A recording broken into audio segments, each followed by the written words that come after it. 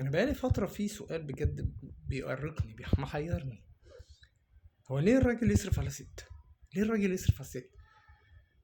ليه الستات مقتنعه ان هو لازم يصرف فقط لا غير؟ ان كل حاجه على الراجل. احنا كنا زمان كان الراجل عارف دوره والست عارفه دورها. كان الراجل بيصرف بس كان له القوام زي ما دينا بيقول. كان بيقول يمين يمين شمال شمال، صح صح غلط غلط، اه يبقى اه، لا يبقى لا.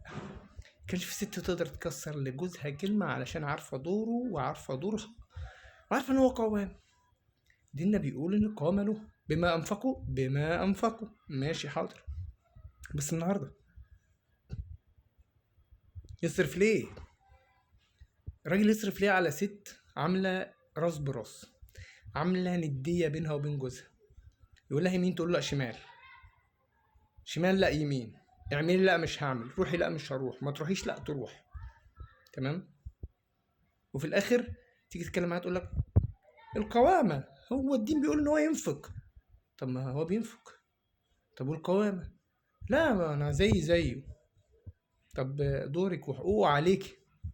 هو انه يقول لك تلبسي ايه وما تلبسيش ايه وتروحي فين وتيجي، هو هيتحكم فيا؟ هو هيمشيني على مزاجه؟ ليه هو انا جاري عنده؟ يبقى ليه يصرف؟ ليه يصرف؟ ليه الراجل هو اللي يتعب ويشتغل عشان يصرف على واحدة مش معترفة ان له حق عليها؟